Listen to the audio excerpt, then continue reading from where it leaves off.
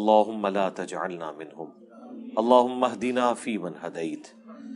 اولم یتفکروا، کیا اب تک انہوں نے غور و تفکر نہیں کیا، ما بصاحبہم من جنہ، کہ ان کے جو صاحب ہیں یعنی رسول اللہ صلی اللہ علیہ وآلہ وسلم، جو ان کی طرف انہی میں سے پیغمبر بنا کے مبعوث کیے گئے ہیں، ان پر کوئی جنوں کا اثر نہیں ہے، وہ مجنون نہیں ہے، دیوانے نہیں ہیں۔ ان ہوا الا نذیر مبین، وہ تو نہیں ہے مگر کھلا ڈر سنانے والے۔ اب ظاہر ہے کہ یہ ماضی میں آلموسٹ 13 سال مکی دور کے موجود ہیں، اس کی بنیاد پہ یہ کہا جا رہا ہے کہ شروع میں جن لوگوں کو یہ وہم لاحق ہو گیا تھا کہ نبی الاسلام کے اوپر کوئی آسیب کے اثرات ہو گئے ہیں، تو اب تو ان کا یہ وہم اتر جانا چاہیے کہ 13 سال آپ کی زندگی کا ایک کریکٹر بھی اب ان کے سامنے اعلان نبوت کے بعد کا، پھر قرآن حکیم میں جو اللہ تعالیٰ کی طرف سے محکم دلائل پیش کیے گئے ہیں وہ بھی سامنے ہے کہ کوئی مجنون شخص تو اس طرح کی باتیں کر ہی نہیں سکتا۔ دنیا میں بھی جو شخص ذہنی توازن کھو بیٹھے یا اس کے اوپر کوئی آسیب کا اثر ہو جائے، جنات کا اثر ہو جائے، تو وہ کچھ عرصے میں ہی پتہ چل جاتا ہے کہ یہ بندہ، اس کا ذہنی توازن درست نہیں رہا، یا اس کے اوپر کوئی ایسی چیز کا اثر ہو گیا جس کی وجہ سے وہ بہکی باتیں کر رہے ہیں۔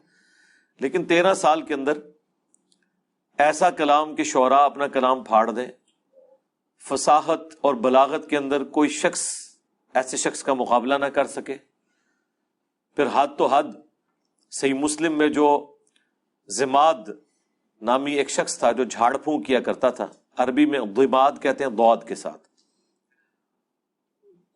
وہ مکے میں کہیں آیا تو لوگوں نے اسے مشورہ دیا کہ تم رسول اللہ کا علاج کر دو، محمد کا، ظاہر ہے وہ تو اللہ کا پیغمبر نہیں مانتے تھے۔ تو انہوں نے کہا کہ ٹھیک ہے، مجھے لے چلو ان کے پاس، اور وہ نبی الاسلام کے پاس آیا اور عرض کی کہ میں علاج کرنا جانتا ہوں آسیب کا، جنات کا، تو اگر آپ چاہیں تو میں آپ کا علاج کر دیتا ہوں۔ بیسیکلی تو علاج کروانے آیا تھا وہ، اللہ نے اس کی قسمت میں ہدایت لکھی ہوئی تھی۔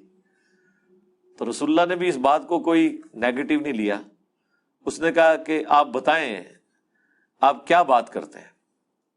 تو نبی علیہ السلام نے تو قرآن تو بھی پڑھا ہی نہیں ہے، صرف خطبہ پڑھا۔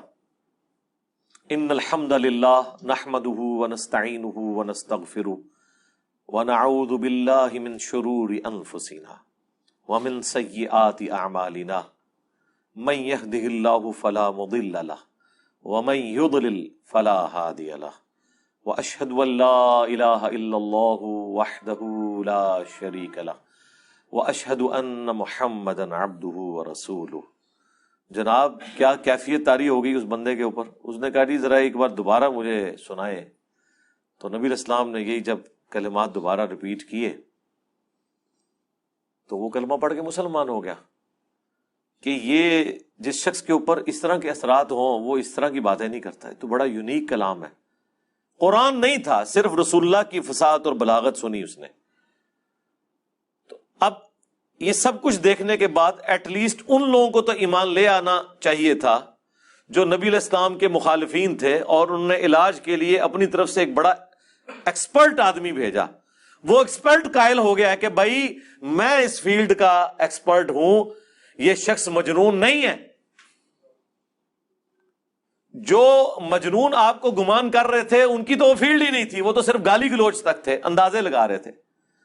جو اس فیلڈ کا ایکسپرٹ ہے وہ کہہ رہا ہے کہ نہیں، یہ غیبی کلام ہے، یہ اللہ کا کلام ہے، یہ کوئی انسان نہیں بات کر سکتا اس طرح کی۔ لیکن دیکھیں ہدایت پھر بھی اسی اکیلے کو ہی ملی ہے۔ جس طرح کہ موسیٰ علیہ السلام کے مقابلے پر جادوگر ہی ایمان لے کر آئے، دوسرے جو دیکھنے والے تھے جو ان جادوگروں کو لے کر آئے تھے انہیں ہدایت نہیں ملی۔ ہونا تو چاہیے تھا جب جادوگر ایمان لے آئے کہ یہ جادو نہیں ہے تو تمہیں تو ویسے ہی ایمان لے آنا چاہیے، کیونکہ تمہاری تو فیلڈ ہی نہیں ہے۔ جن کی فیلڈ ہے وہ مان رہے جادو نہیں ہے۔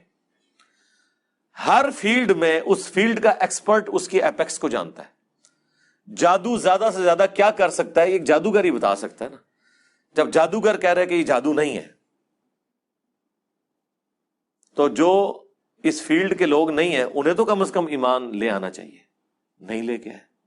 اسی طریقے سے جب جھاڑ پھونک کرنے والا ایک شخص جو جنات کا اثر نکالنے والا ہو، وہ شخص یہ کلیم کر دے کہ یہ نبی مجنون نہیں ہے، واقعی یہ اللہ کے پیغمبر ہے، تو باقیوں کے تو انکار کی کوئی گنجائش ہی نہیں بنتی، باقی تو شاہی کوئی نہیں. ہاں سیدھی سی بات ہے.